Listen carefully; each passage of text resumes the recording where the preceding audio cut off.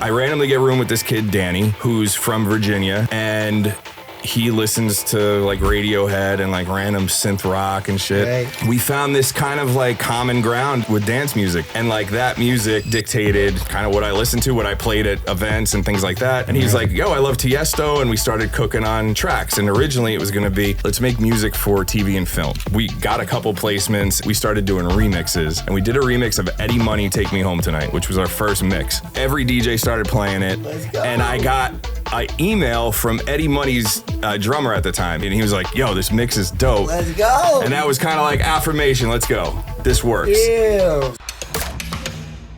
Guys, before we get started, just want to let you know, if you have any questions for us, please click the link below. You could ask us any questions via email, and we'll get back to you by the end of the episode. Guys, we got special guest here, Nick Ditri of the Disco Fries, DJ Pickles, if I'm not back in the mistaken, day. from That's a back in the throwback day. name. Yeah. For those not familiar with Nick and the Disco Fries, they're multi-platinum recording artists. They do an amazing job with music, but that's not what brought Nick here today. Nick is not only a musician and in the entertainment industry, but he's a father and a man as well, if you haven't noticed. Everybody's got struggles. We were just vibing about some mental health stuff earlier, and I am excited to hear what a person who has attained so many levels of success in such a stressful industry, what you've done to cope and find that balance of being a parent, spouse, partner, and keeping it all together. So welcome, Nick. Tell us a little bit about Love yourself. it. Usually I have sound effects for these things, and I'm like, come on. But this is great. One, thank you guys for having me. This is a great setup you have. The show is incredible, by the way. I've been checking out episodes. Every time you post it, I'm like, I got to get on there. Yeah. It finally hit you. Yeah. So Perfect. I'll kind of take you guys through the journey of what's gotten me here to this point. I started making music when I started on piano when I was 7 years old. Kind of forced into it. My family was like, we want you to play piano. And I was like, eh. And they're like, you're going to play piano. Cool. All right, I'm in. I was born and raised in Neptune, not too far from here. Primarily at my grandparents' every day. My parents, super blue collar, working nonstop, and I was there every day, all day. So I was on the piano pretty much every day, all day. You found some peace in it even as a kid, though? Yeah, to a degree. I hated practicing, but I did it. My grandparents made me practice. But with that said, I would see my dad come home from work, love my dad, and we hang out every other day now and have a great relationship. God bless. But it was tough, man. He was miserable coming home from work every day. What was he doing for work? He worked for Canon for 30-something years, fixing copy machines. Okay. On the road in Jersey, in traffic, just the grind, fighting it out every white-knuckling every day. Yeah.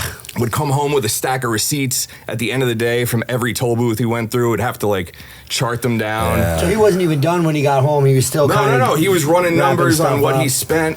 Yeah. So he could get the write-off, and then he could get money back from just a grind. Yeah, but you know what? He did all that for you. Do you have any siblings? I don't. Okay, so he did all that for you, dude. For sure. He but white-knuckled for you. I said at a very young age to my mom, I was probably 6, and I said to her, I will never do that. I will never work a 9 to 5. Yeah. Now I work way more than a 9 to 5. Right, now I work 24/7. But it left such an impression on me seeing kind of the result of hating what you do immediately, because the vibe in the house was off. And if my dad listened to this, I feel bad even saying it, but it just wasn't always a pleasant environment to be in. I get that. Yeah. We just discussed that. Yeah. That's a lot of lines of work, though. Yeah. It's not just the blue collar grind. Yeah, I mean, there's I'm sure sometimes it's that with you I'm too. kind of there Yeah. myself, So all of that said, my father doing that allowed me to, he paid my way through college. Nice. I had opportunities that other people didn't have. When I wanted to get into music, it was supported. I had to go cut the lawn, but there was money there for me to make money from my parents to Good. pursue my dream. I was probably 13, 14, went to a school dance, saw the guy DJing, and I was like, that's dope. I want to do that. There you go. And again, cut lawns, got money together, and started buying equipment. And then probably around when we met in high school, I was like, I love DJing. I play piano. What is the thing that kind of like meets in the middle for me doing both of these things at the same time, and it was production. Cool. So that was like the first hip hop records. I started a label when I was 15 called 98 Proof, and we would. Dudes would come over the house, like friends of ours, everybody from around the way would come record, and then I'd press up CDs and we'd go to the mall and sell them. Like hand to hand. That was like a real thing. Remember walking through the mall? Walking through with a Love Walkman. it. Like hand to hand. How I much were remember you camping selling out those for? like 10, 15 I was bucks. gonna say, You know, yeah. there was enough margin. Did you have the clear case? Did you No, we have had the a labels full and color everything? vinyl. Let's go. They did it right, I yeah. love it. Yeah, it was I love legit. It. I had it mastered Did you print all professionally. that stuff in? Did you I had it sub done. that I out had to it- somebody? Yeah, I sent it out to have it yeah. done. He had vision at a I young love age. that. Yeah, so it was dope. Like we'd camp out at the Freehold movie theater. Wherever people were, That's we where you were were at. making them listen to music That's and hustle it awesome, off. man. So I was 17, 18, and it was kind of like, all right, are you going to be in your parents' basement forever? Or are you going to go, try to pursue this in New York on your own, or are you going to go to college? So my dad was like, well, either you're going in the military full time or you're Yep. going to college. Yep. And if you're going to college, I'll take care of it, but you got to go. I was like, well, I'm going to go to college for music, obviously. So first year, my roommate, we were totally different. We still are pretty different people. I randomly get a room with this kid, Danny, who's from Virginia, and he listens to like Radiohead and like random synth rock and shit. Right. Two very different people. I came in there with like, a tracksuit on. Yeah. A backwards, which I still wear, a backwards hat, and like straight out of Jersey. Yeah. And he came in there like straight out of Virginia. So we found this kind of like common ground with dance music because obviously being raised around here, it was unavoidable. Yeah. I was Right. listening to KTU every night. Yeah. And like that music dictated kind of what I listened to, what I played at events and things like that. And he's like, yo, I love Tiesto. And we started cooking on tracks. And originally it was going to be, let's make music for TV and film. So we started pursuing that.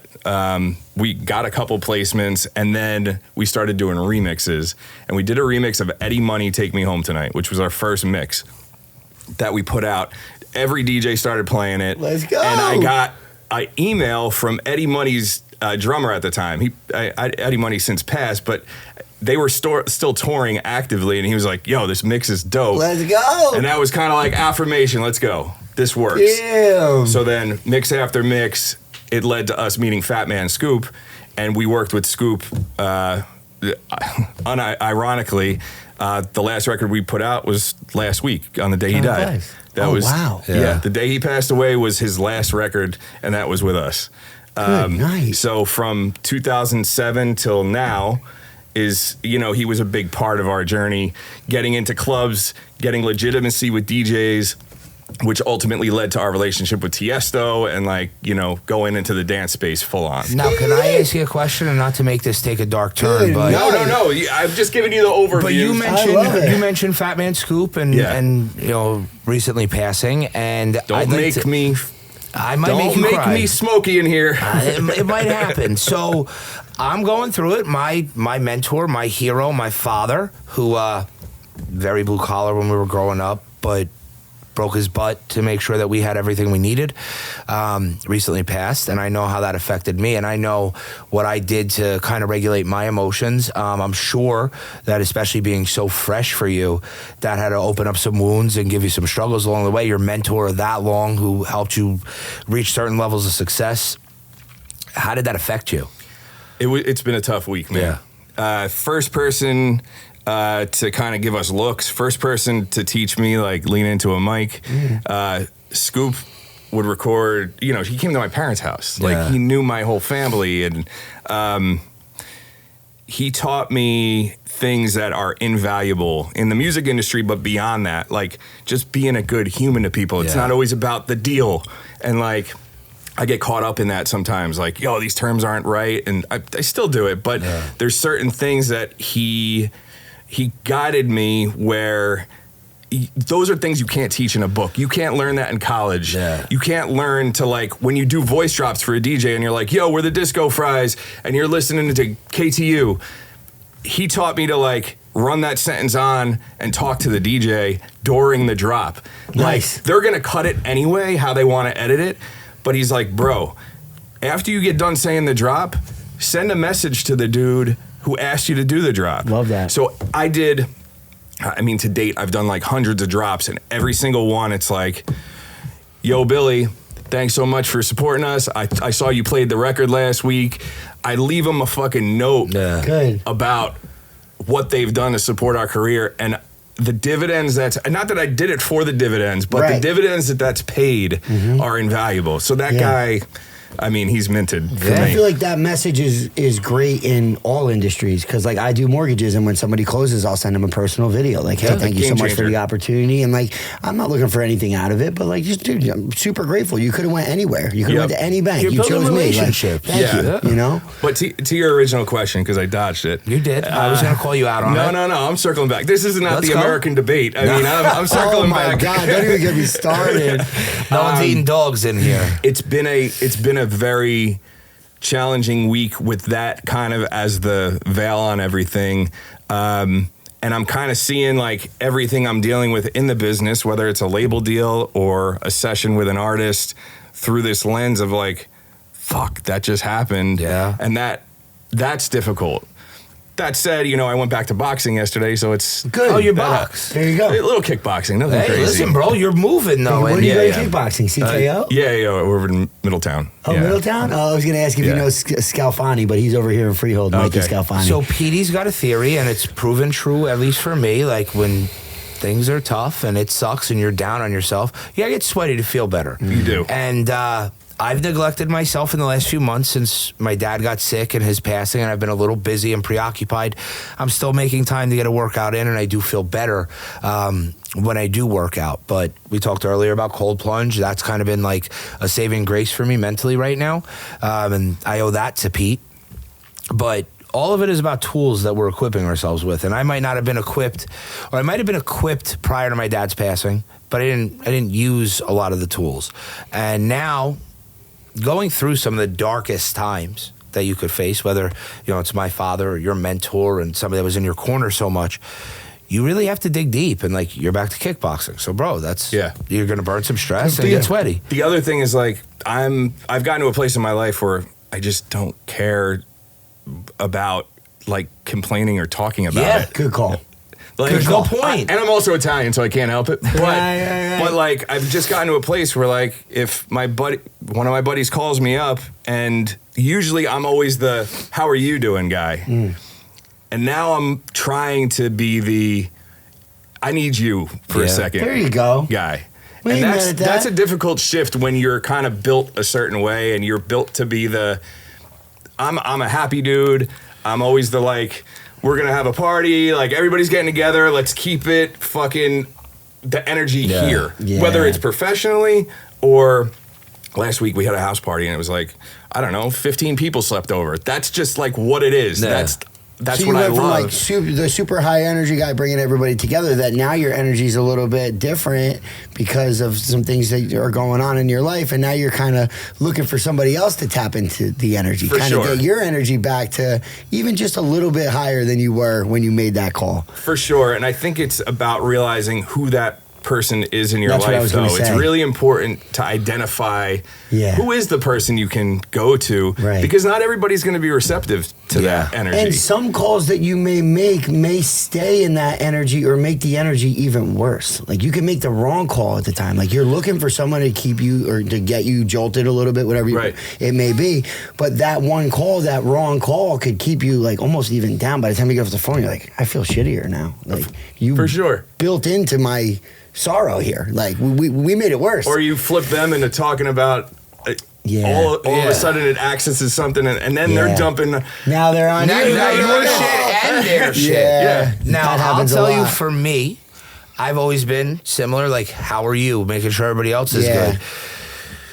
Me and Pete linked up a couple years ago, and I will say it's the most positive addition to my adult life. Now, I often call him Positive Pete, because I could call this fucking guy, and whatever could have happened.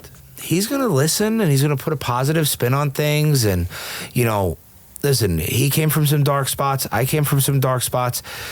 He's held my hand along the way through a lot of this. And while my father was really sick, he had a really rough 6 years. Me and Pete link up 3 or 4 years ago. And every time I left the hospital, I'd call him on my way back to work. Every time I left the rehab center or there was an issue, Pete always answered that call. And for me, at that point, he wasn't the closest person to me, but I felt comfortable to talk to him. And I felt comfortable to open up because he wasn't the closest person to me. So there was no...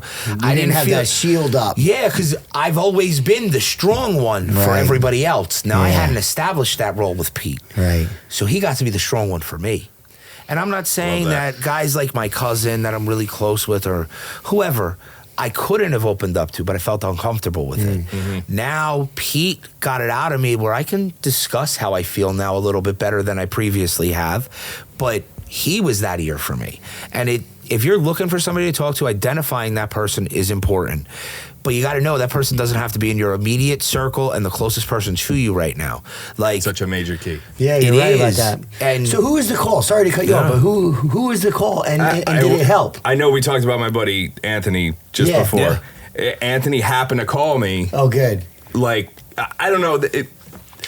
It's fucked up, our industry. So, like, when everything happened on Friday with Scoop, you know, I don't know if you saw the video or not, but he basically, his last words were make some noise, and he fell over on stage.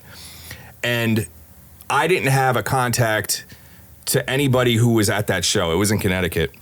This was at midnight. I'm just doom scrolling on Facebook. Like, we're sitting on the porch, whatever. And I see this, and I'm bugging out because I have nobody to get a hold of to find out what's going on. So, you know, wake up at like 6, 7, I'm like going through the internet, what's going on, unconfirmed reports that he's dead, and somebody just ran with an article. It was not confirmed by the family, nothing, that he died.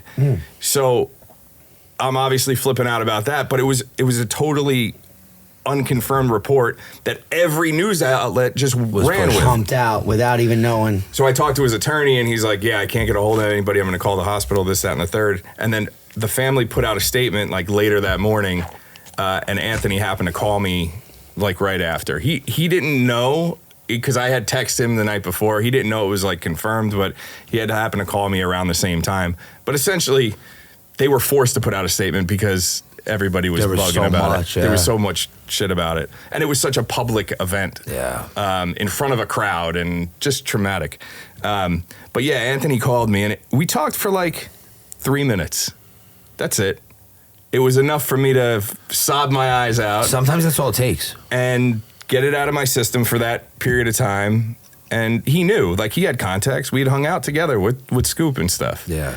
It's nice that you were able to have that support in him, but it's nice for you to realize, and I hope you realize the strength that you showed by being emotional with him on that call and sobbing a little bit and knowing that was okay. You know, previously, in my previous life, when my dad died, I wouldn't have cried in front of anybody. I would have just, you know, sucked it up, shoved that shit deep down inside. That's painful to do. It is. But now I'm okay to get a little vulnerable and be a little bit emotional. So, like, I cried a bunch. Now, maybe I didn't cry like at his funeral, and I was strong for my mom, but I had my moments where... You handled that like an absolute boss, by the way. And I tried. You know, my mom is, I don't want to say fragile. She is a very strong woman, but she just lost her partner for nearly 50 years. 50 years. Yeah. I mean, holy cow. So here I am, the oldest son. It's my job to be strong for you. Bless now, I'll be weak on my time around my wife, some of my close friends. Yeah. And, you know, I had to know that it was okay to be vulnerable.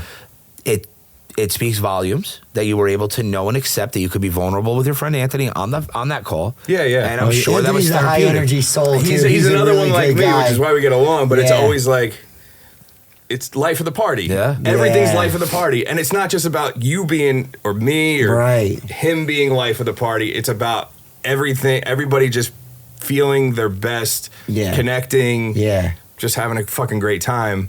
So those moments are rare, like what we had, but it speaks to our friendship, obviously. But I think it's really important what you said earlier about, like, it doesn't have to be, that was in my immediate circle, but it doesn't have to be. Yeah. Which is why people go to therapy. True. And I have a philosophy. Traditional therapy for me doesn't work. So, like, I don't want to sit down with a therapist and talk about my feelings. But, like, I'll sit down and talk to, now, I know you 20 years. I'm not going to say we're close friends, which is cool. But I know, like, if I'm struggling, like you reached out and we talked about the podcast, like that makes it okay for me to reach out to you and be like, yo, Nick, maybe you could just hop on a phone call with me. Or, my buddy Anthony saw me on Facebook posting videos from this. He's been calling me every day just to shoot the shit and let me know how he's feeling and where he's at. It doesn't have to be like therapy in the traditional sense. Like this is therapy for me, genuinely. And I think it's important for people watching that it's not always about somebody dying. Like it's not. A lot of the stuff we do in music it revolves around mentorship with artists, up and coming artists. And the biggest mental health challenge that I see from most artists who are fucking crazy talented is one, expectation management, where there's this, I need to be here by this date, and this needs to happen. And when you set up these things, they're not goals, they're expectations, because when you set them up in that way and they don't happen, it is catastrophic to you emotionally. You're almost setting yourself up for letdown, and there's probably a lot that's out of your control at that point as well. You're relying on so many other things. 95% of our industry is out of our control. Imagine. It's not a standard business. And then even if you do meet certain deadlines, now you're setting this expectation for whether it's money associated or amount of people that are going to buy it, like also kind of out of your control. And then you got like advertising and marketing probably kind of out of your control. And like, it all needs to take off. And you think as the artist, okay, this is my best thing. I put my whole life into this. And then now it doesn't quite take off the way you might have. And you're kind of like, setting... You hit the nail on the head. You should be in the music business. Letting yourself down. Hit the nail in the head. Yeah. But that is the number one issue. So with new artists, it's always like, what are your goals? Not your expectations, but where do you want to be? How are we going to work to get there? But also, this is a 10, 15, 20-year game, minimum. A long game. So if you're like, I want to be on a world tour in a year and I need to quit my day job by 6 months from now, great goal. Unrealistic. We'll work towards it. But likely not going to happen if we do an analysis across, I don't know, let's do an analysis across 500 artists who are at the point you want to be at and see how long it took them. Yeah. And once you I just run data. Like there's a site called Chartmetric that I use. I can see who's playing where, airplay on radio, who's streaming where, what kind of artist they are, kind of like what tier. Every piece of data around an artist is on that site. So you just start showing them everything. And how many years does the average like really great artist or like higher tier, like what's their pain point? Is it like 3 to 5 years that it takes for them to kind of catch fire? I'd say most of them that I see that become crazy successful. Now you have like flukes. Yeah, TikTok every now and hit, again. Whatever. Which I'll tell you, a lot of TikTok hit artists, that doesn't always translate to fans, and it doesn't always translate to a career. And it might just be a record that makes a lot of money. Right. But if you take away the one-hit wonder type artist, which even plenty of one-hit wonders that you looked at had a full career of records prior, usually it's like a 10-year run to get to a point of like, all right, this is my that's life. A credible artist. Yeah. Now, what's that journey look like? I mean, it's got to be filled with a lot of ups and downs, and I'm sure there's a lot of people that bowed. Yeah, I'm sure there's a lot of people that not even failed, but bowed out before. You ever see that? You ever see that meme? The guy's like pickaxing through a wall, and they're right there. Yeah, they're right there, and they quit. But then you see how far they come. They don't see it there. Yeah. I've seen it. I've seen more artists that's happened to than I've seen successful artists. Yeah. And you've been around it so long that you could see how close they are, but Don't make me feel old, but yes. You know what I'm saying? I could see it from a mile away. We're the same age, bro. I'm old too if you're old. There's little mile markers where you're like, okay, they got that look now. Yep. Now they got that look. Yep. Now the playlist kicked in. Now the radio kicked. Okay, so everything's happening and they're like, I got to get a job. My family needs me to get a job, which is understandable. They got kids now or whatnot. Sometimes it's not even that. Right. Sometimes it's like my parents are saying I really should just. There's a lot of that in all industries. Yeah. You got to have that system of support behind you, and I'll assume that your wife was very supportive on your journey. Extremely. I mean, it sounds like your dad was pretty supportive. My with parents this too. were got my grandparents, my parents, my family. I had disproportionate ideas to what I thought you could do in this business, which is a good thing. Yeah, it was overly confident. They saw it and you didn't. I think it was Busta Rhymes where he says you have to have delusional ideas of grandeur. It's like you have to imagine things that like just you're fucking nuts, dude. Do you know how rare and special it is for you to have that, especially when you're talking our grandparents' generation and our parents' generation? For those conversations to be going into your head that you have something that is going to be very, very special. Do you know how rare that is? It's very rare. I'm serious. Like, not even just our parents' generation. Our parents' generation is very, hey, go get a job, safety, health insurance, 401k. Prior to that, the grandparents, they came from the Great Depression. Yep. So they're talking penny pinching. Oh, you better go to work. You better get a 9 to 5. You better go to college. So the fact that you had that support system, without that support system, you might not be where you're at right now. Done. I'll tell you a story. And it could take one bad voice is all you need. It could have been grandma. It could have been your mom. Could have been your dad that said, hey, you know what, man? Why don't you go take this safety net? No, it was and just hold that story. Sorry. Yeah, because I want to hear that. But on that note, it is funny because my grandparents and my parents didn't always see eye to eye, especially because I was there all the time. But there were certain, overall, in the macro, which I think is a great life lesson. It's a great lesson for business in general. If you're in the weeds, it doesn't always gel. Like, it doesn't always mix. You're going to get in fights with people, whatever. But in the macro, I feel like the vision was totally aligned. Wow. Where they just wanted me to win. Yeah. And be happy. And they knew that this was a way for you to win. Yeah, for sure. And they saw your discipline and your practice and everything else. A weird just mix of ingredients where, like, my grandfather worked 3 jobs he hated. My dad hated his job. Like, everybody was just like, but this kid could fucking do the things that we weren't able to do, which is fucking, you can't put money on that. I love that. I have a slightly different experience. And listen, everybody has heard me talk about my father. He was, is, and always will be considered my best friend. I'm like 10. I wanted a guitar. I wanted a bass guitar. He buys me an electric guitar. Cool, whatever.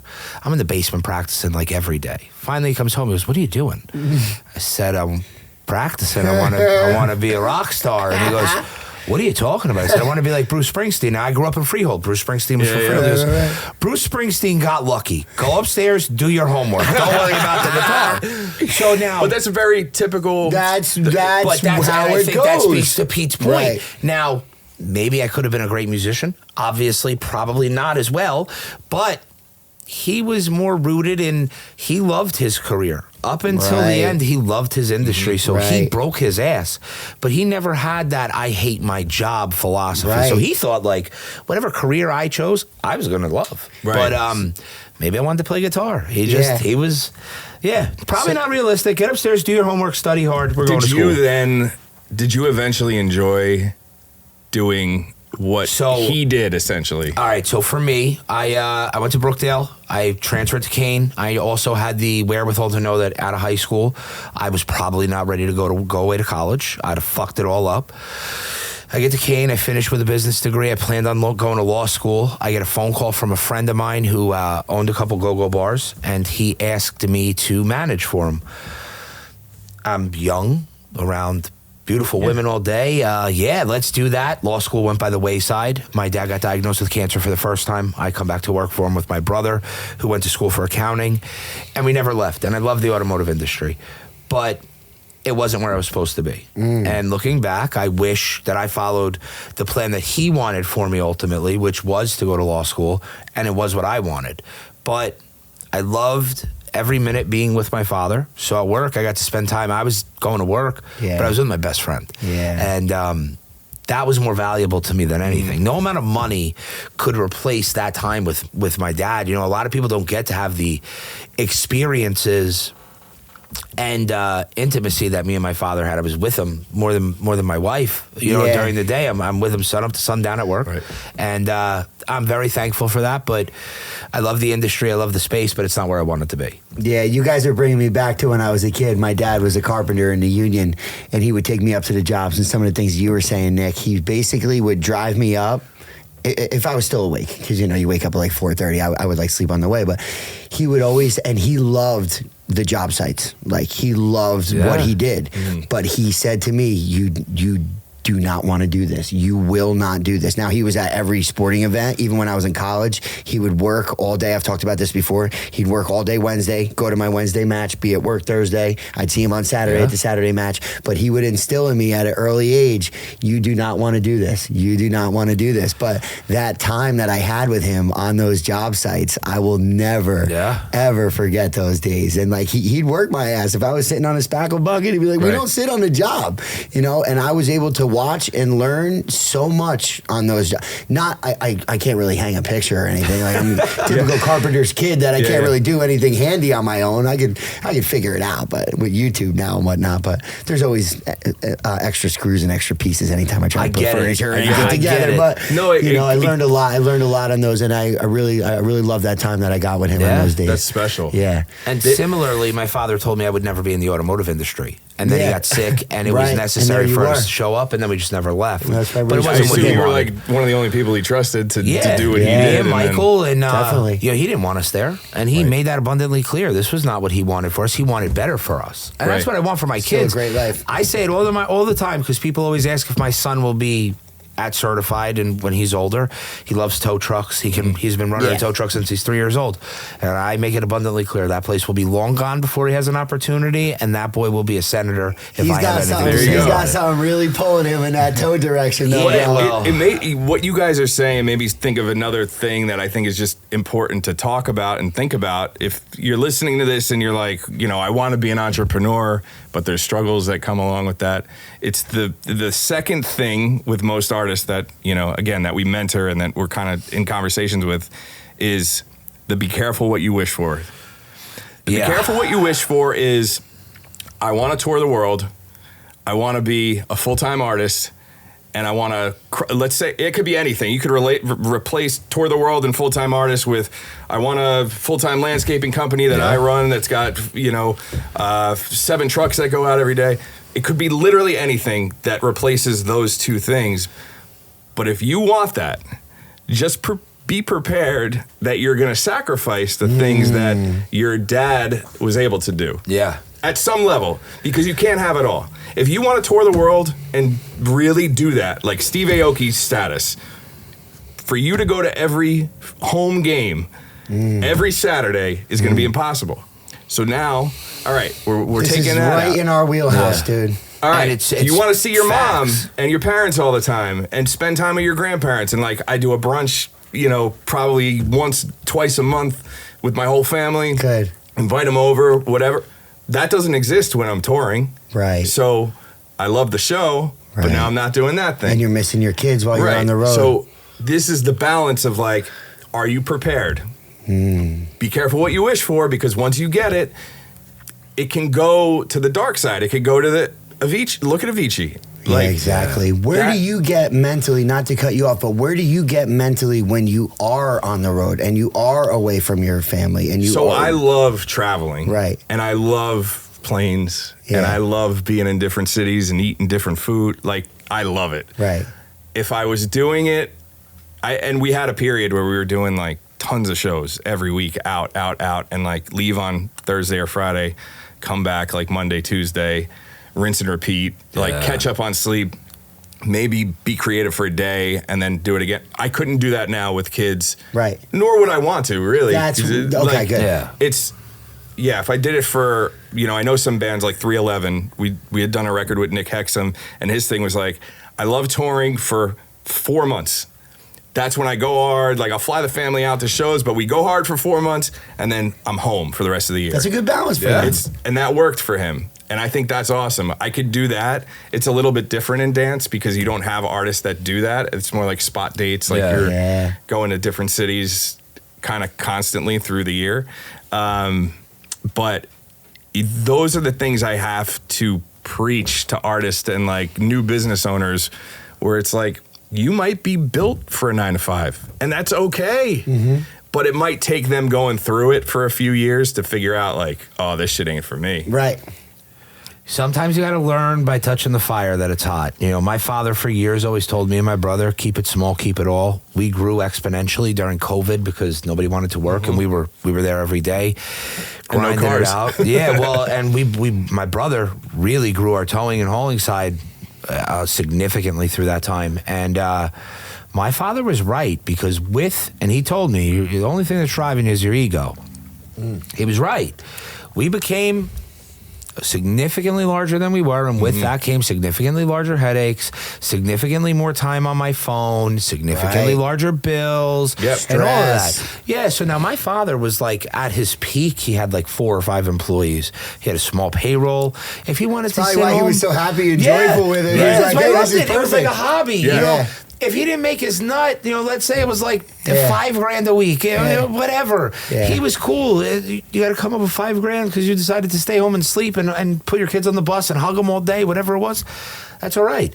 But now you got 30 guys and their families depending on you. Right. The rat race doesn't stop, and everybody still wants to talk to me or Michael. You can't turn it off either. No, you can't. Yeah. And it's it's almost like your Ferris wheel almost got larger because now you got more people on it, and it's great analogy.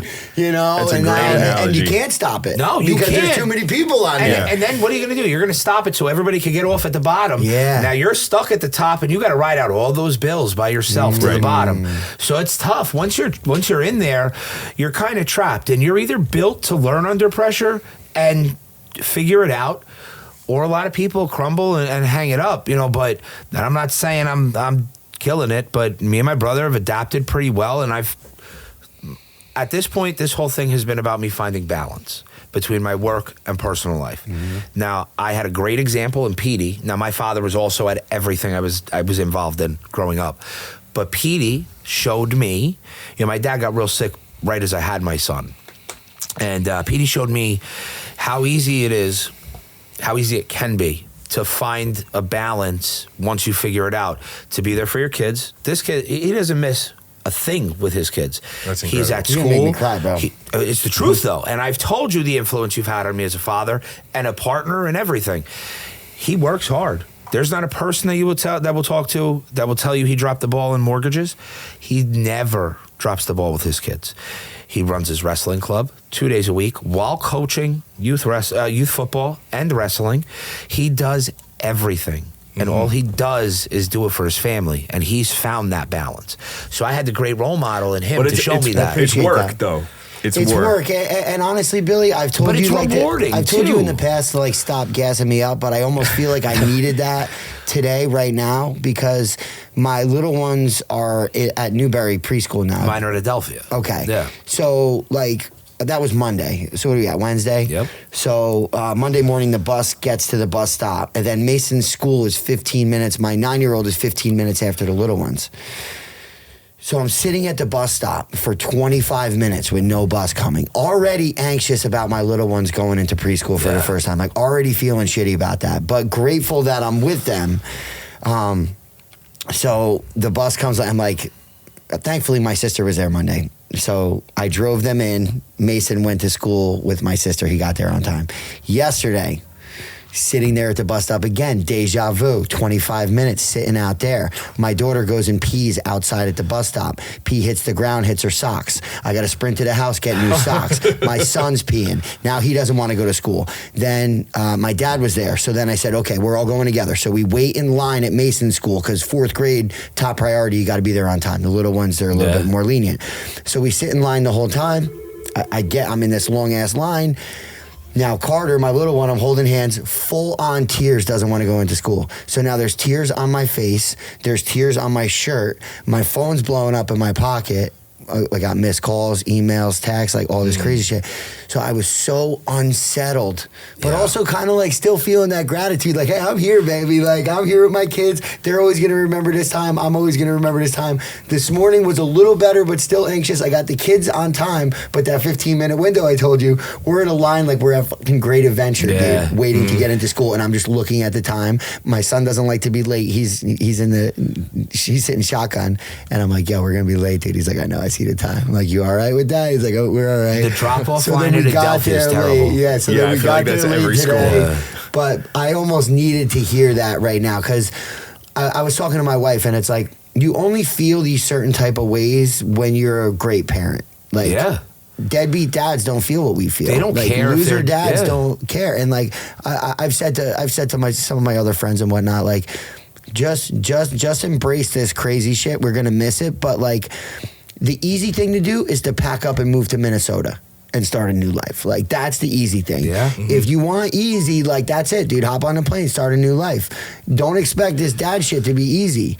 And the balancing act for me, I think, in order to have this priority of this and this time and everything, I do have to leave money on the back burner. I can't do it all, like you said. I can't do it all. So my one sacrifice is probably making less money than I could. All right, so for years. You know, so where I'm at. So it's like, yeah, you want to be the youth football coach. You want to have a wrestling club. You want to do the mortgages full time. You want to be at the bus stop. Something's got to give. And I'm not giving money away, but I'm like, a lot of times I'm out there in the football field. It's not the priority. I'm on my phone and stuff with my clients, but I'm out there on the field thinking, yeah, I could probably get up a little bit earlier and not be at the bus stop. And we've all seen people who try to do that, where they do everything. I fit in that everything realm a lot of times too, though. You know, but I mean, like, you've everything. been really good about it lately, and really like Better. get the extra. That should just be left there. Yeah, I've seen people do in the music industry. It's very apparent, and there's something that goes, and it's usually their health. The health. That's the first thing that usually goes. Right. Mental or physical. Right. That is the first thing that goes. Yeah. That once that drops, then everything's fucked. Yeah. Because you don't have that, like, you're can't fucked, do shit. Yeah. Thankfully for overcoming like tough mental times for me, my health has been top priority, which is probably why you're saying I'm navigating things better because I'm getting after it for myself. I'm being selfish for the first time in my life. I started this probably 2 years ago, but since January till now, you know, even a little bit prior to that, I was trying to figure out how to fill my cup. Figuring you out. I was trying to figure out how to fill my cup so there's enough to go around. But Nick, I was walking around with an empty cup, dude, for a while, and I'm still just filling in everybody, dude. But staying up at night, looking at the ceiling, stressed, overwhelmed, anxious. Well, we and talked now about I'm just that finding before. ways to make sure I stay right. Number one. What are the things that help fill that cup for you? It really started with like this one thing that I kind of piggybacked off of, like 75 Hard, because some of my friends did that. And I was like, oh, that's great for like 75 days, but now you're right back on cheesecakes, dude. So I started with like this list, that I would do for myself every single day. It was like water, but like I've modified it that I'm not diligent with it, but the gym, going for runs, water, eating right. Dude, the food nowadays, like I was eating cereal all the time, completely disconnecting from weed, has been a game changer for me. I'm sure. That was in March, and I haven't talked about this live yet, but now I'm talking for the first time in my adult life being 100% sober, because I was like California sober. I stopped drinking 9 years ago. Got it. And then, you know, so that kind of took away the munchies at night and different things. So I would say diet, water, getting sweaty every day, gratitude, cold plunges. The cold plunge has been a game changer. You know, we talk about that a lot. Yeah. Talk about that a lot. I go the hot route. We have a sauna in the house. Sauna's amazing. I love especially it. when it's in the house. But you tried the cold plunge? Tried it once. It ain't my bag. Not that I wouldn't do it again. So come to my house. Sounds like every day. That's not my bag, man. Come over and we'll cold plunge. Or we'll go to Thrive one day. I mean, I'd love to get back over there. Yeah, we have to do a whole nother Modern Man's Day over there. Yeah, so we do this thing. We've done one. We'd like to do another one, and we've discussed it a million times. The plunge, lunge, and lunch. So it's a workout, a cold plunge, the last one we did into the ocean. And then we have lunch with a couple of the previous guests and just get everybody together, you know, because not only are me and Pete sitting here every week, but there's some people that come on that have a continuing role in the fact that, you know, you're building a relationship, and it's not just a relationship to be on a YouTube video or something, or an Instagram short, or whatever it's called, reel. You're building a network for some mental health support. So, like, I know, like, we're going to talk, we're going to finish this episode, and I hope you know that you leave here, you can call me. Honestly, this is the number one reason I encourage everybody to start a podcast. We started one during COVID. So when COVID hit, we were back to like ramping up touring. Sick shit was booked. Like we're going everywhere. Like I rolled out a flyer of like, oh, this feels like where we need to be right now for the music that's happening. COVID hits. Cool. What are we going to do? Probably 2 weeks in, I said to my partner, I'm like, yo, we've been finishing records for people from everybody in the dance music industry for years to down to like independent artists. let's, instead of making this a thing behind the scenes, let's just create a new business that's around finishing records, but it's going to be like e-commerce style. Like if you have an idea for a song, you can come on, click through, get a hold of us quick, and boom. Like whether it's you who doesn't know shit about music, I don't know if you do or you don't, but amateur to pro guy who's got a record that needs like a couple tweaks. Yeah.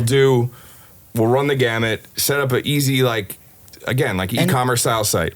I'm sorry to cut you off, Nick, but that sounds to me, now I am that amateur status. Did something like that exist prior to you guys? No. That's amazing. So there were mixing and mastering services. There were guys you could go to finish your record, like independent guys. But there was no like hub of that's amazing. This is going to be a thing. So whatever, 2 o'clock in the morning, like, you know, couple drinks in during COVID. I got nothing else going on. I'm on GoDaddy, like finishmytrack.com. Done. Nobody had the URL. Beautiful.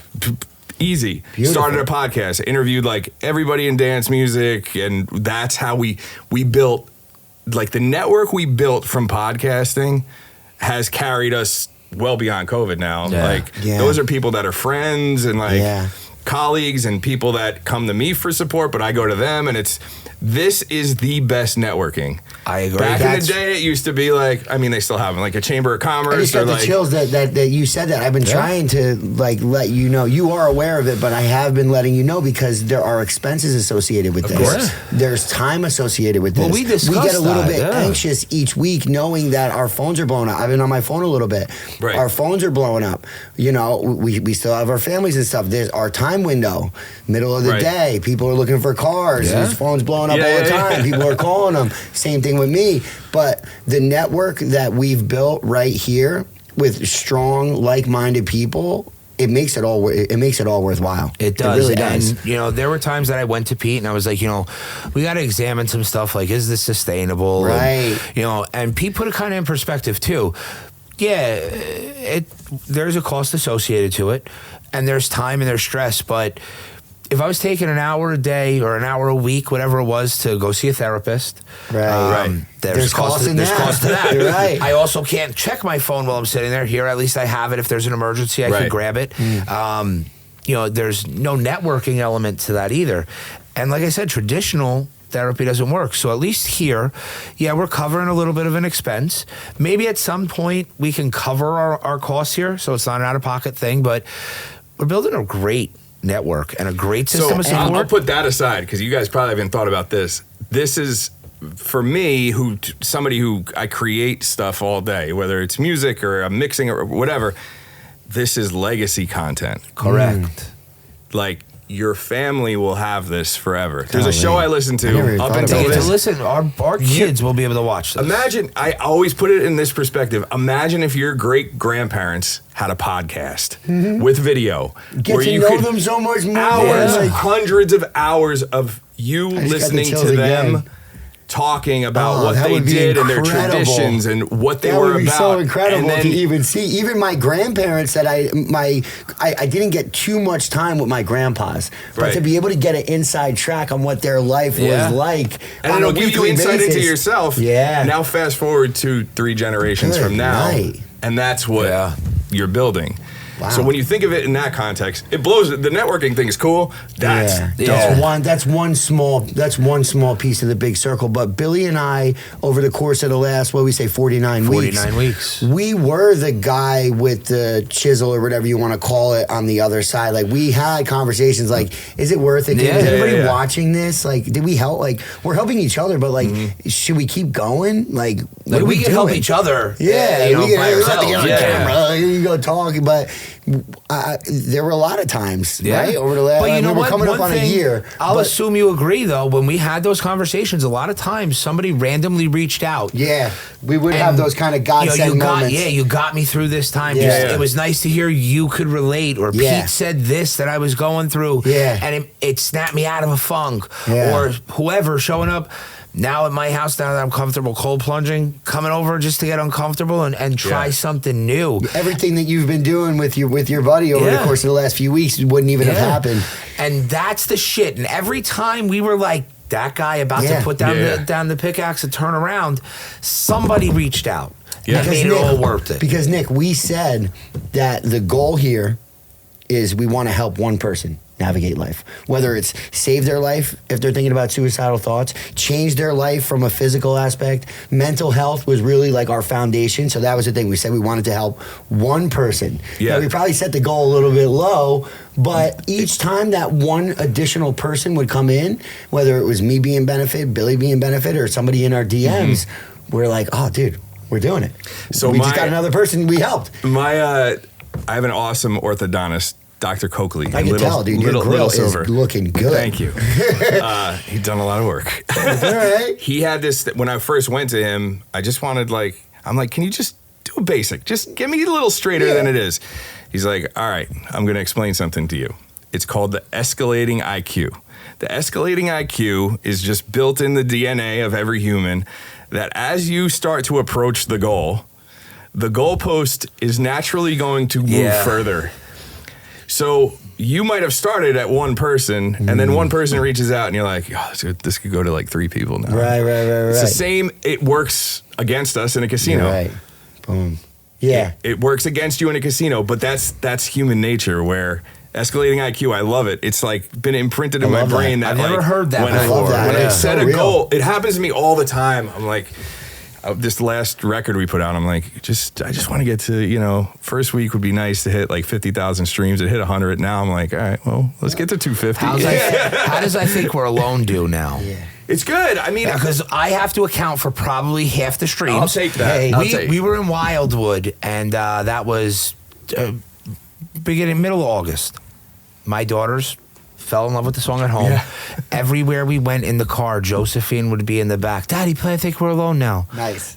I have to account for half of your plays. Beautiful. It's ridiculous how much it's on. It's funny. It's doing really well, specifically at FM radio. Yeah. I was going to ask about that, but keep going. No. Because, that song is so iconic that any slots that the original had, it kind of fits into mix shows and stuff like that. So it's so I guess it's a dumb question, but it's happening right now. So basically, back in the day there were records, and then we came up on CDs, and then we're kind of like the hybrid, and especially with music, where we were able to like download shit that like you used to have to go buy at the store.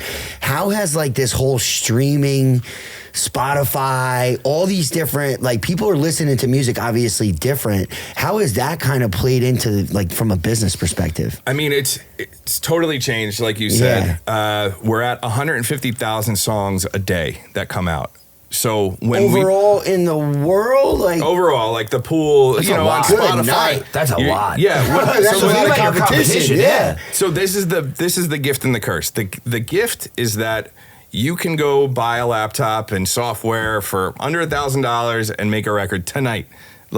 Make a decent record tonight with loops and YouTube and boom, boom, boom. You're done. I ain't competition for you, dude, if I do that. You could be, though, because you could put that out immediately overnight, and like you might catch fire on TikTok or something. Right. That's the gift, because it gives people accessibility. Okay. But now that everybody has accessibility, the filter for what's good and what's not is so much harder and complicated to decipher. And like sustainable. Yeah. So like now we're playing against, there's still gatekeepers, which in some ways I think are beneficial. I think it's important for to be people to curate playlists and I agree with pick out the good and the bad and what's being promoted the right way. Of course, I don't always agree with them. Of course, that's human nature, and it is what it is. They have their opinions. I have mine, and major labels still have a lot of influence on certain aspects of the business. But if you're able to navigate, you've still got to be a content machine. Like, you've got to put out so much music. What's your content volume like? We're like, for Disco Fries alone, we're at every like 2 to 3 weeks we have a new song. Wow. That's pretty consistent. For our label, we're putting out 1 to 2 records a week. But then I'm across projects where we have like, in total, in our queue of songs we manage, publish, this, that, and the third, there's probably like 30 to 40 records a month. How many human beings are under that? A lot. Is it you and your partner? And then how many? There's just tons of artists. And like not even calculated, like not even the artists that are coming to you in that unique business that you created, but like how many people are like all hands on deck? Like how many livelihoods are? Think of like there's a distributor which has a slew of people. Right. There's our label, which is a couple of us. Then there's the artist. Then there's their management and maybe attorneys. So it's a big. Do you have 2 phones? No, but I want to throw this one away. I can imagine. I can imagine, dude. You've been away from it the whole time, dude. No, She's probably blowing up right now. I don't mess with the phone during podcasts. No, listen, you're much more disciplined than me, bro. Love it. I love it. Do you get anxious when you're away from the phone, knowing that there's a lot of people looking for you right now? When I'm doing something like this, no. But as soon as we're done, I'm gonna be like, oh Jesus. Right. How about when you're playing catch up? On vacation, I throw it in the hotel room. You're a smart man. Better off. You're better than me. I've seen a lot of Listen, I just videos. answered 5 text messages. We're trying to buy a house for my mom, and I'm going back and forth with people. Different. No. But I should put the phone down because they're still going to be there. I put my phone down at wrestling practice, which is such peace for me. And your music, wrestling has been my passion project that I downplayed for a long time, but I've been coaching for 17 years, and I realized last night I've been a part of the wrestling community for 30 years. So I'm like, holy shit, that's like 75% of my life has been involved with this. So that's my piece. At football practice, I stay connected because it's like nighttime, the hours. It's like Sunday morning practice and Tuesday night practice. So it's a small window. But at practice, I'm still kind of on the phone, which I don't love. But at the same time, my clients kind of need me in those times. Yeah. So how about when you're playing catch up after this? Like, how do you feel internally? I'm going to have a gut of anxiety because it's but that means you care, though. I care, and there's inevitably fires to be put out and dealt with. There's always something. Yeah.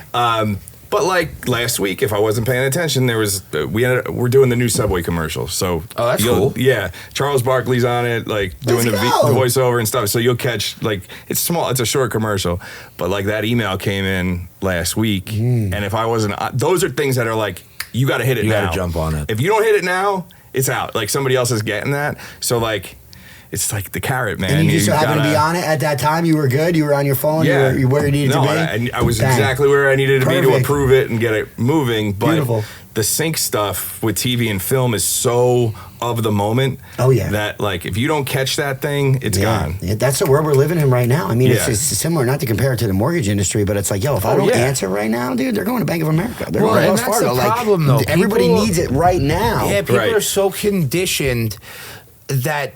For you or for me or you're figuring it out. It sounds like you're able to put the phone down a little bit, but like the general consumer in this country wants their answer immediately. Oh yeah. And like you get mad. Like I'll have customers that call me or and everybody has my phone number. Especially we're so locally based and I live here. I'll be at the food store or somewhere with my kids and you want to talk to me about your flat tire. Yeah, I know. Like that's cool. I have a little bit of a hard time with that, with the local stuff. And it's like, dude, we're here. We're at football right now. You got my number. And like if I tell you call me tomorrow and I reach out to you that night and you're like, wow, I had to go to Pep Boys because I didn't want to wait. Right. Like that's cool. Yeah. I don't mind. But then you shouldn't have tried to ruin my time with my kids. And I'm never mad if anybody approaches me. The intentions aren't really bad. It's like, hey, top of mind. They see you. They're thinking about the tire. But just give me a couple minutes to process the time with my family. Like nothing needs to be right now. Like I'm glad that you've learned that too. though. Because you probably didn't have that a few years back. No, I didn't. I would have ignored my kids. I'd have ignored my kids. I think that's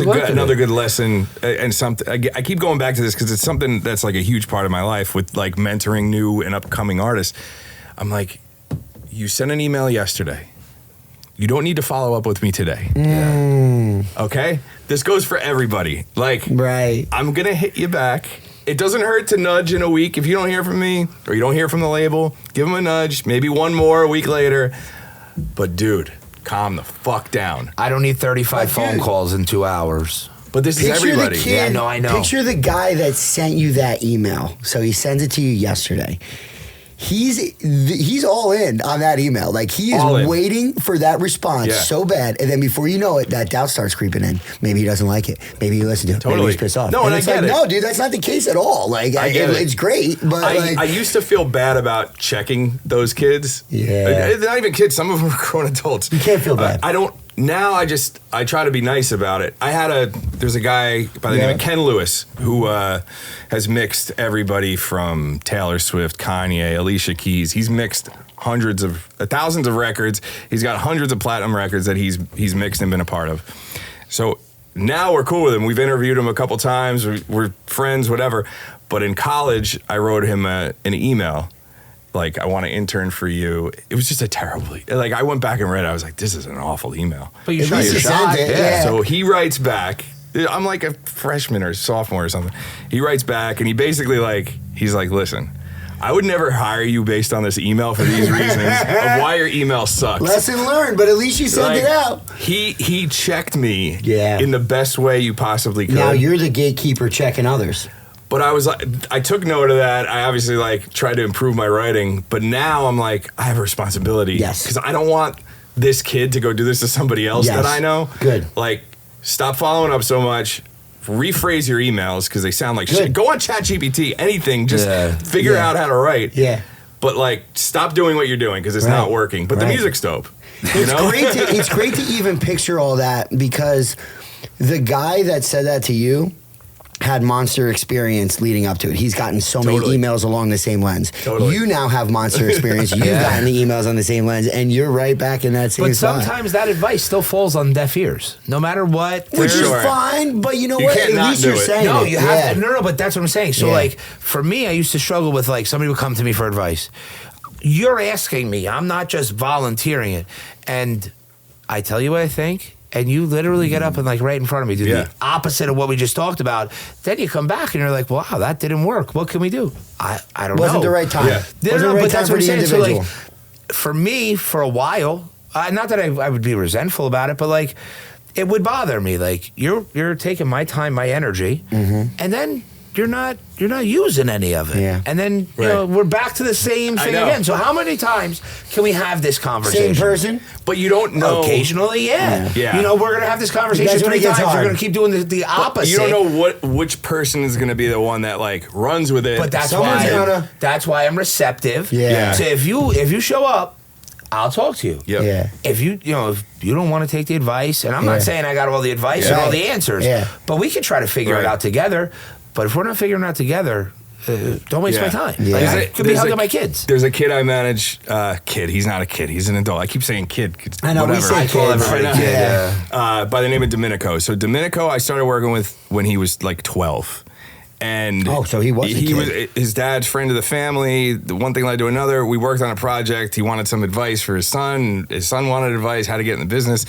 We started working together when he was 12. Now, I'd done that with a bunch of different people. 12 years old, you want to get into music, whatever. But then he was taking the advice. And I was like, this motherfucker's got it. Yeah. And then he went, he ended up getting into Clive Davis at NYU for music. Now this year he had 2 or 3 cuts on the Jason Derulo album, the Chris Brown album. Let's go. He worked with us, with Tiesto. He's done a ton of shit. So he's getting there.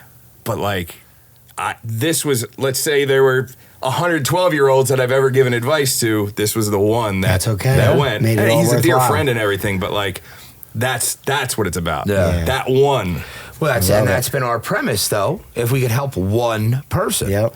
And it's kind of similar. I mean, listen, you've attained some success in your industry, and along that road, you've had some bumps and bruises. If you could provide a little bit of a cheat sheet and a guideline, not that it'll work for everybody, or not that they're going to be receptive to it, but mental health, I have a little bit of a cheat sheet to what worked for me. I had a lot of bumps and bruises along the way, things that didn't work, things that now do work for me. I can provide that to you, but you got to ultimately be willing to try it. Sometimes it'll work, sometimes it won't. And you're taking the time out of your day to do that. Mentoring, I told you before, something I'm passionate about is, I said this, I was actually on another podcast right before this with Danny Regan from CFC. Oh, that was today? That was today. This guy's been talking all day. Yeah. Really? So I'm a little, there's a couple of conversations going on, but I'm sitting down with Danny, and we're talking about my passion to help people. Yeah. And at this point in my life, when I was younger, I operated on the premise, money can't buy happiness, but I could choose my own kind of misery. Now, money can't really buy happiness, and the happiness comes from the love and connections that I've made, whether that's my kid or seeing somebody pick themselves up and dust themselves off. You know, listen, I need money to survive. I got to go to work. You've modified your helpingness, not to cut you off. You've modified, but we only got connected from helping others. 100%. You said that 100%. Was how we met each other. And that's why I know how pure you are, because we were drawn to each other, and there was a chance that we couldn't have, maybe didn't connect. Yeah, but you've modified it though. You were almost helping to help yourself. Yeah. And now you're kind of helping yourself, and it's allowing you to help even more. Well, I've actually found some answers for myself now. Yeah, which is amazing. But that's because I paid attention to people who were mentoring. There you go. So I took the advice. You didn't realize that you were mentoring me. There you go. But sitting here telling your story about your first cold plunge, why you did it, how you felt, you were teaching me that it's okay to get uncomfortable. It's okay to try new things. I was just receptive enough. I was the 1 in 100 that listened to him sitting at this table. The thing with me with the cold plunge that was so good for me is that my wheels are always turning, and I probably have ADD, ADHD. No doctors ever told me that, but they gave me most energetic superlative in high school. Like, I still got it going. Like, but what comes with that, like, there's a lot fucking going on all the time. Like, you know, so the cold plunge is like 3 minutes. Chill out, bro. Stay in your gratitude. Get your breathing right.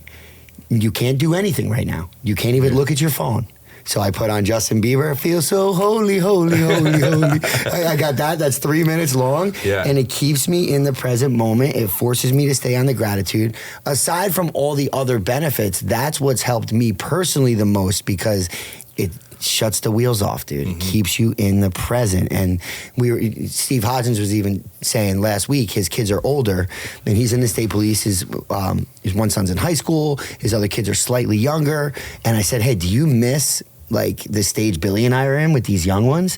And he's like, yeah, every now and again I think back, but I'm so in the right now with them that I'm sure I'll miss them one day when they're way older, but I'm just appreciating the right now. And like, it's hard to stay in the present in 2024. Very. You know what I mean? There's a million escape routes. Yeah, there really is. Well, you said the term doom scrolling before. It's the second time I've heard it in 24 hours. I've never heard it before yesterday. That's when you just end up. It haunts my life when Apple gives you that summary of your screen time for the week. I can't even look at that. It makes me want to throw up.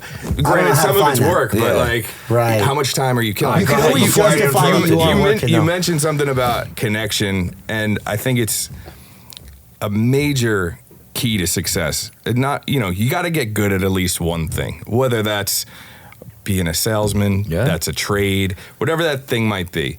But if you want to level up and have a living and really become fulfilled and do something larger than life, connect people. Yeah. Once you start connecting people and solving problems, and I say, yo, you got a car problem, I did a podcast with a buddy from here, and we're going to figure that thing out. Yeah. Once you start looking through that lens at literally everybody in your life and find out what their issue is and how to piecemeal it together to a connection, it changes everything for you. So I agree with that wholeheartedly, and I've learned through this platform a little bit, but previously, like, I've been put in a position where I've been at so many community events over the years that I've just built great relationships. Like, that's how I linked up with Danny Regan. They were at all the events I was going to. I knew Danny's story was amazing. He's probably responsible for saving the life of, I'll say, on a low end, 7 or 8 people that I've set up with his program. Just you. So that's life-saving. Now these are people that were clients at my office, or people that worked for me, or people that were part of my inner circle that needed help, knew that I had some level of resource, and I was able to reach out and help ultimately change their life. That story, him getting vulnerable. Oh yeah. To hear him on the couch over here, and like to be able to visualize all that. I'm probably like a visual, like a lot of times, like while you guys have been talking, I kind of like visualize this stuff. But like to visualize this guy in like his low, it made me think like, oh, dude, my low was like way higher. But it's relative, I like we felt said where he was earlier. at, but it wasn't a life or death thing I was in. It wasn't, but it felt that way. But for him to just open up like that and kind of tell that story, like I just listened, and then for him to bottle that up and now save other people's lives is amazing. Like it's just tremendous. The other thing I do a lot and I've learned this over the years to do, and I think it's just a great technique because I've seen other successful people do it and do it well, is instead of asking somebody, you already do it. Instead of asking somebody, hey, how you doing? What's going on? What's going on? What kind of problems are you having? And how can I help you solve them? That might be something quite emotional. It might be some mental health thing that's heavy. But it might just be like, dude, I'm trying to get my kid in a karate class and I can't find a fucking... And I'm like, so-and-so... My buddy Tim's a black belt. Like, I got you hooked up, whatever. But when you start reframing a conversation like that, and you might not have an immediate answer. You might be like, let me cook on that for a little bit and I'll get back to you. But when you start doing that and solving an issue for people, hopefully it's not heavy. Hopefully it's a little bit lighter of a lift. It's easy, And, you feel good, they feel good. Right. Yes. But like last night, we were talking about somebody earlier that we both know for a while. And, my interaction with them was just that. What's going on, bro? Are you good? And, because I see some stuff on Facebook. And we had a, nice 30-minute exchange back and forth. And I told you, I think he's coming up here now. But sometimes you just got to check on people. Just let them know you're there. And that's kind of like, listen, previously I was helping people to help me. Not that I'm helped or fixed, but I'm in a better place for sure. Which allows you to help more people. In a better way. And we discussed it off camera. It's okay to be selfish right now sometimes. Because in order to be selfless, you have to be a little selfish. So like I've taken time to focus on me. You're taking time to focus on you now. You're focusing on you. You have to be able to do that. I'm going to send my wife this clip when she's like, you're such a selfish motherfucker. It's okay. It's okay for him to be selfish sometimes. Exactly. There's a fine line. But you have to be good and you have to take care of yourself for everybody else around you to be okay. Yeah, I had to actually recently kind of modify my helping slightly in a lot of different ways, but I've been trying to help this individual like sober up and make better choices for a while. And I started realizing that every time I get one of these calls, or, I mean, I guess there's a few things I could talk about specific to me, but starting here, every time I would get these calls at like 10 o'clock at night, the individual was like under the influence.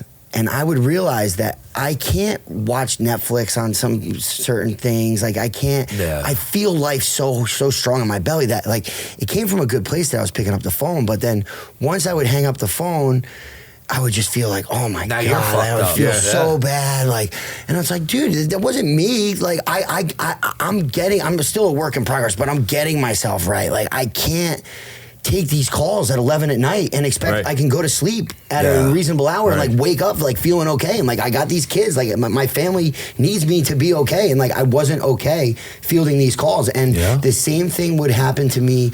The topic of suicide would come up a lot of times. So I would put myself in this kind of community that I'm not really built for. I'm not a therapist. I feel life so strong that I showed up at the suicide 5K. I never even met these people, and the parents are talking and I'm fucking crying. And then I run the whole race and I'm looking at all the messages on the ground. Be kind. Like it was a good day, but it took me 2 hours to settle. I had to sit in the parking lot and cry before I went home to my own kids. And I'm like, okay, I personally can't really be around that.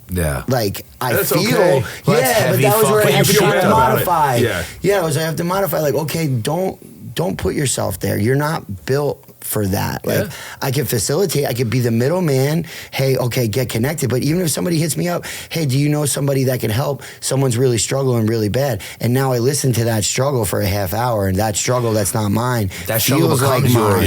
Yeah. So just trying to kind of delegate that and kind of know where I'm okay and where I'm not. And I had to kind of learn that the hard way. Like, I don't know, it's too fresh or something, or it's too relatable. I just can't really get there. But you got to set boundaries too. I saw a video, and I forget who it was. It was a famous person talking about saying yes to people. And you could relate this to anything. But if you say yes, if you call me and you say, I have to be at the airport at 4 o'clock in the morning tomorrow, and I say yes, your problem has now become mine. So unless I'm prepared mentally and physically to take that on, I shouldn't. Less sleep, a lot of time, miss out on this, miss out on that. Every yes has a trickle down. Correct. So now what I don't mind is if you call me and let's say you're having suicidal thoughts, I could talk to you about it for a couple minutes, but ultimately the only support I could provide to you is an ear to listen to, and maybe tell you, reach out to Lifted for Life. Some action steps. Yeah, reach out to Being Casey. that middleman Reach again out that Nick's to talking about. Hey, go to him. But it can't be me trying to fix your problems because I don't have the vernacular for it. I can barely fix my shit. There was one call that I got fix yours. that I'm talking about. Not to cut you off, but there was one call that I got that I facilitated right to Dave, which looking back, like that call is probably Casey. I have to add him to my call connection. I don't want to say I lose sight of him, but I was so singular focused on Saidi. And Dave was amazing. I don't think this individual is doing the work for themselves to get to Saidi's level quite yet, or willing to, where it's like, okay, now that's Casey. Now you get right, and now you build, and then now you call Saidi. Yeah. Now you got some momentum. So I think the hardest part with both of these scenarios, not scenarios, but general cases, is when it's family and it's immediate family. And I think people struggle with, I could speak from experience. When you struggle with people who you're seeing maybe every day or every other day, and they're just trauma dumping on you, and you can't escape that. Energy vampires. They're energy vampires, and like trauma dump.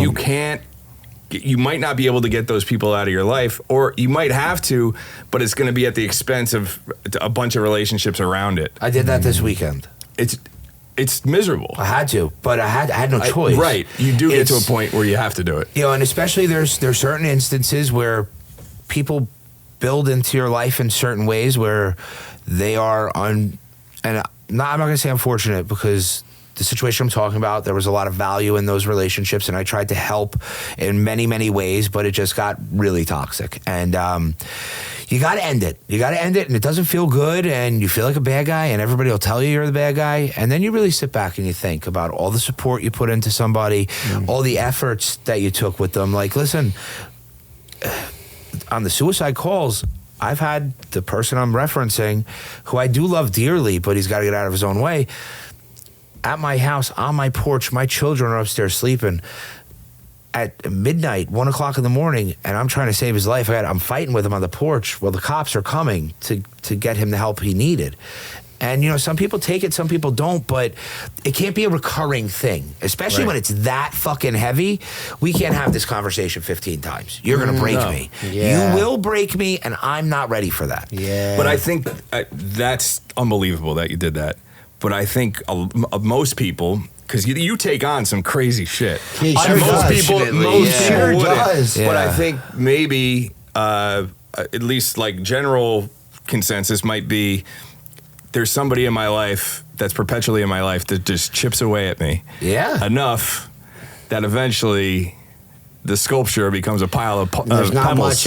Much of you left over to, right. It's a great analogy. So, and I think that's what most people deal with when they're in a situation, they're in a family situation, whatever it might be, is like, they're getting chipped away at. Mm-hmm. And then you might have just interruption, and there's some kind of, that's when you see people have crazy midlife crisis or some shit like that. I can imagine. Yeah, and, with people chipping away, it's on us sometimes. You have to set a healthy boundary from the beginning. So, like, I've always maintained that I have an open door policy at my house. You want to show up, I'll talk to you. But there are times that rule doesn't apply. And, like, if we're on day 4, you showing up and you're bringing all negative shit, don't fucking come here. Like, listen, I have a friend right now who's at my house every morning at 6 a.m. We do a mile and then cold plunge. I will never turn that person away. Yeah. And I will never be mad about that, because he's coming to work. He's coming for positivity. If you're coming to cry and tell me how unfair your life is every day, but you're not willing to change it, I have no time. I have no time. Better off. Yeah, my friend was really kind of like battling MS, and like really had to like get like serious soul searching, and get the diet right, and get the exercise right. And, big pharma doctors and stuff, they want to write you different scripts and stuff. They had to do some serious soul searching and really, really diligently change their life to make sure that they were okay.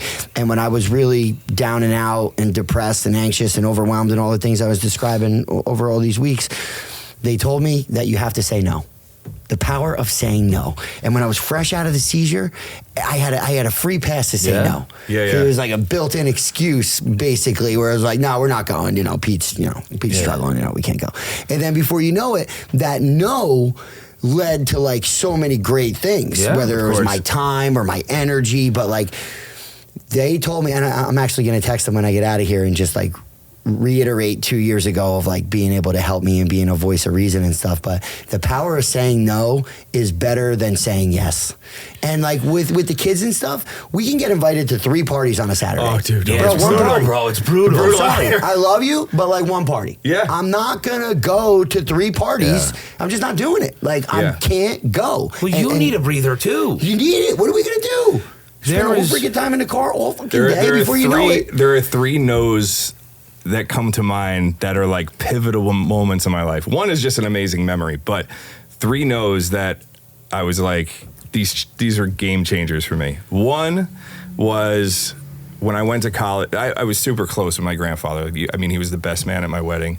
That's awesome. I love that. He was like, awesome. That was my guy. Yeah. And when I went to college, it was rough for him because I was going over there every day. His best checking bro's on not him, around. playing piano. He'd make me play piano. He had something to do. We'd have like garage sales. We'd go garbage picking to like flip it for garage sales and stuff. Since I was like, you've been a natural hustler ever since I was like 4 years old doing this crazy shit. But when I was gonna go, he's like, you don't need to go all the way to Boston to learn music. Like, and it was just like, I gotta go, man. I'll be home. Don't worry. Like I gotta go. And that was tough. But I did it, and it was the best thing that could have happened for our relationship and in general. Like he had to miss the shit out of you. A little distance was good. Yeah. Like because it could have became like me just taking care of him every day, being home and whatnot. Putting all your dreams and aspirations on the back burner, which happens to a lot. A lot of people do that. I know that feeling. The second thing was, when he was going to be I was going to ask him to be the best man at my wedding, my whole family was like, you should just ask one of your friends. No. That's your second no. No. Not doing that. Yep. And it was everybody's like, why would you ask your grandfather? Every opinion, it's up to you, bro. It's your guy. Your wedding. It's your wedding. Your guy. He's the guy. It's my fucking guy. Yeah, he earned it. Yeah, he earned it. Yeah, he more than earned it. He was the best man at my wedding. He passed away in 2016. Best thing that could have happened to me. Amazing. The third no was after he passed away, we had other shit going on in the family. Italian family, Christmas is like huge. The pinnacle of our life every year, which I love. It was my favorite holiday. I love it. I spend like 2 months celebrating Christmas. We were like, fuck everybody. We're going to Rome for Christmas. Best thing that ever happened for us, like to escape all the chaos, dealing with the states and like just all the shit. But also, I think it was good for our family to take like a reset. Perfect. And have a year that was not, because we were like the connectors. Like everybody leaned on us to like help put things together, especially after somebody dies. And like we were like, we're just not. Peace out. We're going to Italy. You know what? I might do a weekend away with the family next month after football's over. There you just go. to reset. That's kind of inspiring. Yeah, reset. But like when you said like the power of no, it's funny because like in business now, especially with artists, I'm like, you need to say yes to everything because you can't afford to say no. But when you get to a place where you can afford to say no, whether that's it's very liberating with it business really or relationships or whatever it is, it's the same in business for sure. Pivotal to what happens. Absolutely. But you gotta be selective about the no's. Yeah, I don't disagree with you. listen, I say yes a lot. Especially in my house. And the one thing I'm working on, I've kind of gotten to the point where I'm comfortable saying no to people. I gotta say no to my kids more. Yeah. I mean, that's one thing that we haven't really talked about was parenting much. Yeah. But I see some of my neighbors, some of my friends with kids, and my son wants to compare him to them. So little Johnny, did this. Well, I said no. Yeah, but why? Johnny's dad is okay with it because I said no. And then by the end of the conversation, I've now said yes, and I'm questioning myself. But my kid's doing what he wants. Right. I got to stay firmer in that and realize like the approach I'm taking.